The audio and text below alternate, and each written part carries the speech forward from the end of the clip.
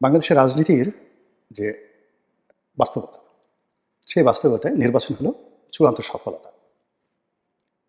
গত ১৫টি বছর ধরে আসলে নির্বাচন হয়নি।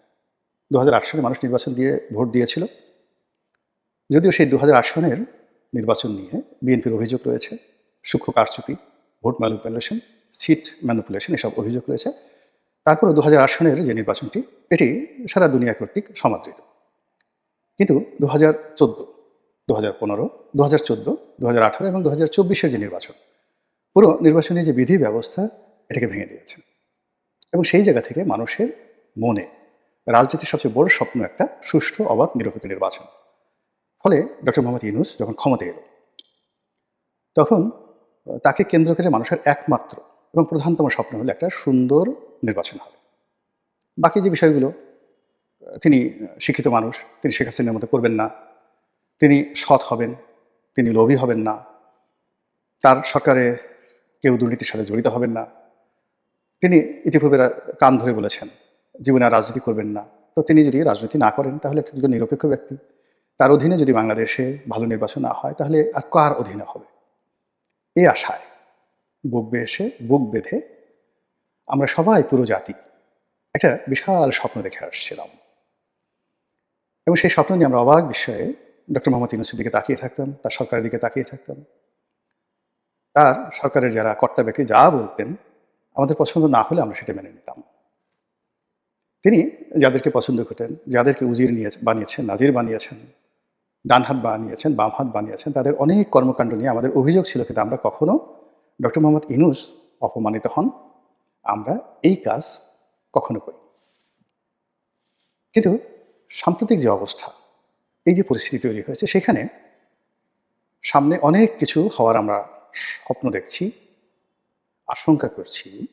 কিন্তু সঠিক সময়ে নির্বাচন হওয়ার এবং সঠিকভাবে একটা নির্বাচন হওয়ার যে যে স্বপ্ন, এটি আমরা এখন আর দেখতে পারছি না।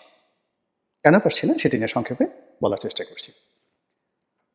প্রথম থেকে আমাদের কাছে আমাদের যারা সমাজে কিছু লোক, তারা ডক্টর মোহাম্মদ ইউনূসকে বলার চেষ্টা করলেন তিনি আন্তর্জাতিক মানের খেলোয়াড়, তিনি সহজে ক্ষমতা ছাড়বেন না। আমরা অনেকে বিশ্বাস করেছি, অনেকে করিনি। আচ্ছা, এরপর আমাদের সেন্ট মার্টিন নিয়ে, আমাদের সেই রোহিঙ্গা সমস্যা নিয়ে, চট্টগ্রাম বন্দর নিয়ে অনেকগুলো বিতর্ক, অনেকগুলো বিভেদ, অনেকগুলো বিসংবাদ, এগুলো সব তৈরি হয়ে গেল। তো এগুলো যখন তৈরি হয়ে গেল, তৈরি হওয়ার পর আমরা তখন সন্দেহ করা শুরু করলাম। এরপরে সরকার এই দেশটাকে ভালো করার জন্য, নির্বাচন ব্যবস্থাকে আরও সুষ্ঠু করার জন্য অনেকগুলো পরিকল্পনার কথা তারা বলল, যেমন রিসেট বাটনের চাপ।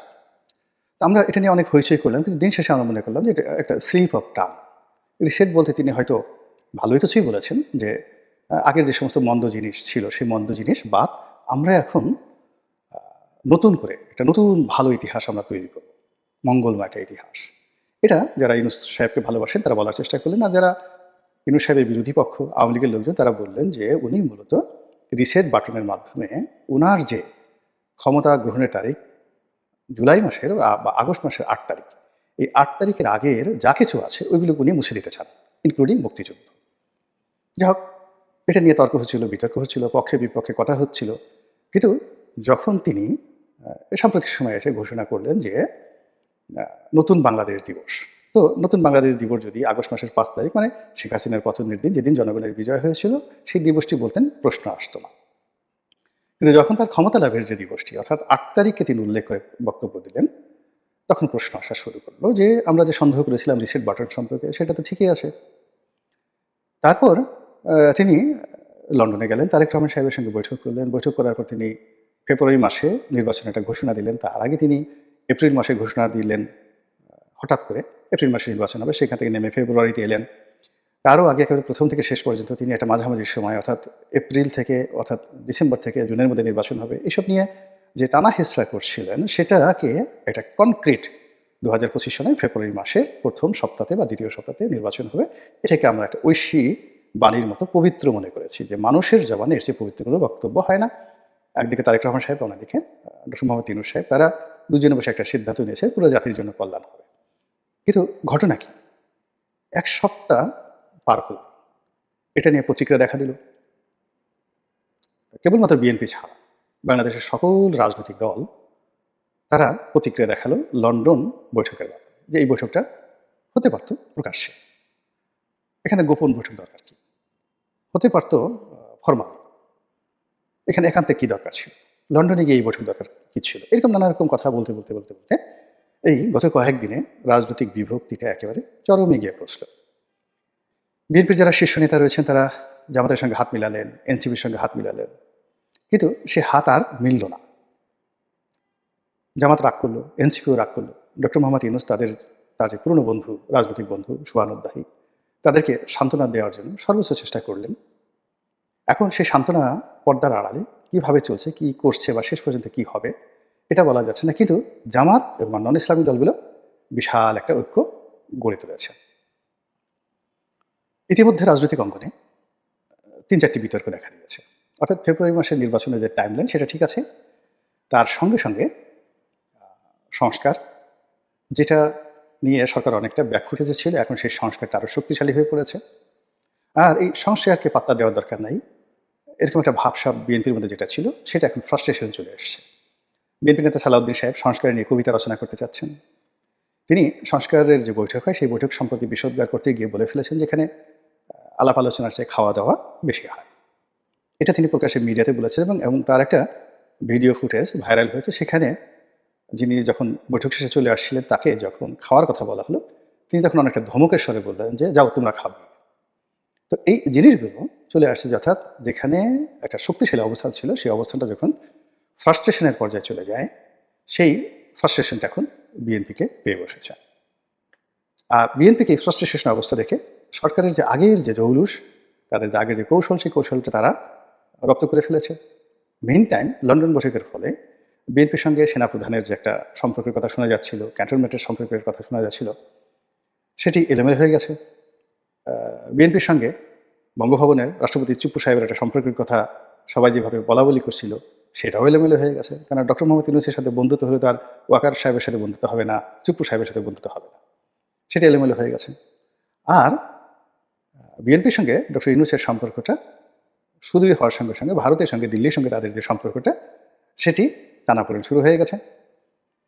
এবং দিল্লির লোক হিসেবে পরিচিত বিএনপির দুজন শীর্ষ নেতা আমির খসরু মাহমুদ চৌধুরী, সালাউদ্দিন সাহেবকে বলা হচ্ছে, তারপরেও প্রেসিডেন্ট মেম্বার যিনি রয়েছেন স্থায়ী কমিটির সদস্য ইকবাল মোহাম্মদ টুকু, তো তারা ইদানিং সেই লন্ডন বৈঠক নিয়ে খুব আগ বাড়িয়ে কথা বলছেন। আর বিএনপির উচ্চ পর্যায়ের যারা কর্মকর্তা তারা চীনে খুব দৌড়দৌড়ি করছেন। চীনে যখন তারা খুব দৌড়দৌড়ি করছেন, ইট মিনস ভারতের সঙ্গে তাদের যে সম্পর্কটি, সেই সম্পর্কটাতে কিছুটা হলেও টানাপোড়েন তৈরি হয়েছে, যেটা তারা চীন দিয়ে পূর্ণ করতে চাচ্ছেন। এবং আওয়ামী লীগ যে ভুল করেছে, চীন এবং ইন্ডিয়াকে এক হাতে খেলার চেষ্টা করেছে এবং সেটাতেই তাদের পতন ডেকে নিয়ে আসছে, একদম নির্ঘাত পতন। শেষের দিকে দিল্লির আশীর্বাদ উঠে গিয়েছিল শেখ হাসিনার উপর থেকে, এবং শেখ হাসিনাকে কৌশলের মধ্যে ফেলে আমেরিকার মাধ্যমে দিল্লি যে চাণক্য নীতি প্রয়োগ করেছে, সেই ফাঁদে শেখ হাসিনা পরাজিত হয়ে আবার সেই দিল্লির কাছে আশ্রয় নিতে বাধ্য হয়েছে। এটা হলো চাণক্য নীতি। এবং ঠিক সেম ঘটনাটা আবার এখন যে ভুল বিএনপি আওয়ামী লীগ করেছে, সেই ভুল বিএনপি করছে। অর্থাৎ তারা একদিকে যুগপথভাবে দিল্লির সাথে সম্পর্ক রাখার চেষ্টা করছে, আর অন্যদিকে যাকে বলা হয় চীনের সাথে সম্পর্ক স্থাপন করার চেষ্টা করছে। দ্বিতীয়ত, লন্ডন বৈঠকের আগে তারেক রহমান সাহেবের একটা আলটিমেট টাইম ছিল যে ডিসেম্বরের মধ্যেই নির্বাচন হবে। সালাউদ্দিন সাহেব থেকে শুরু করে সালাউদ্দিনপন্থী যে সকল তরুণ তুর্কি আছে, তাদের একটা মাত্র কথা ছিল যে ডিসেম্বরের মধ্যে নির্বাচন হতে হবে, যদি ডিসেম্বরের পরে নির্বাচন হবে না, মানি না, আর এটা সরকার করতে পারবে না, করতে দেওয়া হবে না, আর যদি সরকার পারে তাহলে সরকার বিজয়ী হবে, আমরা না পারলে আমরা পরাজিত হব। ফলে বিএনপিকে টার্গেট করেই কিন্তু গত 10 মাস বিএনপিকে টার্গেট করে সরকার যে প্ল্যান করছিল ডিসেম্বরের পরে নেওয়া, আর সরকারকে টার্গেট করে বিএনপি একেবারে টু দি পয়েন্ট, পিন পয়েন্টে ছিল ডিসেম্বর। এবং সেই ডিসেম্বরের ব্যাপারে তারা বিএনপির যারা তরুণ তুর্কি, তারা জনাব তারেক রহমান সাহেবকে নিয়ে এসেছিলেন তাদের পক্ষে, এবং তারেক রহমান সাহেব প্রকাশ্য জনসভাতে যে বডি ল্যাঙ্গুয়েজ প্রদর্শন করলেন, যেভাবে আঙ্গুলি নির্দেশ করলেন, এবং যেভাবে তার কণ্ঠস্বর যাকে বলা হয় একেবারে রুক্ষ হয়ে গেল, এবং সরকারকে তিনি সবচেয়ে তার স্মরণকালের কড়া ভাষায় তিনি বললেন ডিসেম্বরে নির্বাচন হবে, এবং তিনি ইংরেজিতে ইন্টারিম সরকারকে কেন্দ্র করে একটা স্লোগান দিয়ে দিলেন যে ইন্টারিম সরকার ডিসেম্বরের মধ্যে নির্বাচন, এরকম একটা স্লোগান তিনি দিলেন এবং এটা বিএনপি দারুণভাবে লুফে নিল। এবং সেটা নিয়ে বিএনপি যখন এগুচ্ছে, তখন এই লন্ডন বৈঠক এবং ফেব্রুয়ারি মাসে যখন টান দিয়ে সরকার তাকে নিয়ে যেতে পারলো, তখন এই যে বিএনপির যে গতি, সেই বিএনপির গতি কোথায় নেমে আসলে? ধরুন একটা গাড়ি 100 কিলোমিটার বেগে চলছে, আপনি সেটাকে শূন্য বানিয়ে দিলেন। শূন্য বানানোর পরে গাড়ি থামলো, থামার পরে এবার আপনি আবার ব্যাক ফুটেজে নিলেন, মানে ব্যাক গিয়ার দিলেন। ব্যাক গিয়ারে দিয়ে এখন যদি আপনার গাড়ি আবার 100 কিলোমিটার উঠাতে হয়, যারা গাড়ি চালাতে জানেন বা গাড়ি যারা যাতে তারা খুব ভালো করে বুঝেন এটা কতটা দূর। এই গেল এক। 2 নম্বর হলো যে এই গাড়ি যদি সরল পথে চলে তাহলে এক ধরনের, কিন্তু এটা যদি পাহাড়ি পথে উপরে উঠতে থাকে তখন কিন্তু মারাত্মক সমস্যা, ভীষণ রকম সমস্যা। তো সেই সমস্যা, এখন যেহেতু রাজনীতিতে কোনো কিছু অ্যাচিভ করা মানে শিখরে উড্ডয়ন করা, সেটা এই অবস্থার মধ্যে বিএনপি পড়ে গেছে। মানে এখন শূন্য গিয়ারে, মানে পাহাড়ে উঠতে ছিল হিমালয়ের উপরে, সেখান থেকে তারা আবার ব্যাক গিয়ারে নিচে নেমে গেছে। এখন যদি তাদের আবার হিমালয়ের উপরে উঠতে হয়, যে উপরে ওঠার জন্য তারা শত চেষ্টা করে 15টি বছরে তারা পারেনি। আর পরিবর্তিত পরিস্থিতিতে তারা গত 10 মাসে যে উচ্চতায় উঠে গিয়েছিল, সেই উচ্চতাটা একেবারে আবার সেই শূন্যতে তারা নিয়ে এসেছে এই বৈঠকের মাধ্যমে। ফলে কি হতে পারে? সঙ্গতের কারণেই সবকিছু জটিল হয়ে গেছে। আর এই জটিলতার মধ্যে ডক্টর মোহাম্মদ ইউনূসের যে ক্ষমতার ভিত্তি, এটা মজবুত হয়েছে এবং তার ক্ষমতা আরও দীর্ঘায়িত হওয়ার মতো পরিবেশ এবং পরিস্থিতি তৈরি হয়েছে। মহান আল্লাহ ভালো জানেন। আমাদের সবাইকে হেদায়েত দান করুন এবং হেফাজত করুন। আসসালামু আলাইকুম রহমতুল্লাহি ওয়া বারাকাতুহু।